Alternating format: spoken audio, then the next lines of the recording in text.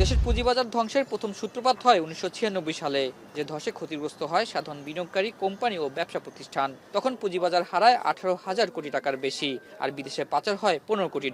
এরপর একই ঘটনার পুনরাবৃত্তি ২০১০ সালে। সে সময় পুঁজিবাজার থেকে চলে যায় ২০,০০০ কোটি টাকা ও বিদেশে পাচার হয় $১৫ কোটি। শেয়ার বাজারে দুটি বড় স্ক্যামের সময় ক্ষমতায় ছিল পতিত আওয়ামী লীগ সরকার। পুঁজি হারানো বিনিয়োগকারীদের দাবি, এই ঘটনা ঘটিয়েছে সালমান এফ রহমান সহ দলটির অন্যান্য সহযোগীরা। শ্বেতপত্রে গেল ১৬ বছরে এ বাজার থেকে ১,০০,০০০ কোটি টাকার বেশি আত্মসাৎ হওয়ার তথ্য উঠে এসেছে। তবে ৫ আগস্ট হাসিনা সরকারের পতনের পর বাজার ঘুরে দাঁড়ানোর সম্ভাবনা তৈরি হলে ৯ মাসে আরও তলানিতে ঠেকেছে। সূচক কমে গেছে ৫ বছর আগের অবস্থানে, আর জিডিপির অংশীদারিত্বে নেমে এসেছে ১৩%-এর ঘরে। এমন অবস্থায় বাজারের প্রতিষ্ঠানগুলো ঠিকমতো কাজ ও ভূমিকা রাখছে কিনা তা নিয়ে প্রশ্ন তৈরি হয়েছে। তাই সুশাসন নিশ্চিত না হলে বাজার ভালো হবে না বলে জানান বিশ্লেষকরা।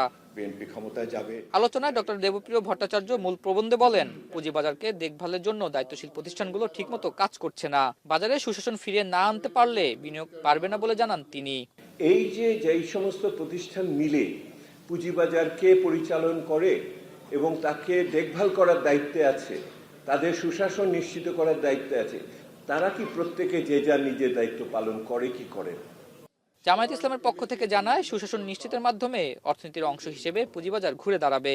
আর বিএনপির পক্ষ থেকে জানানো হয়, গত ১৫ বছরে এ বাজারকে বাংলাদেশের ক্যাসিনো মার্কেটে পরিণত করা হয়েছে।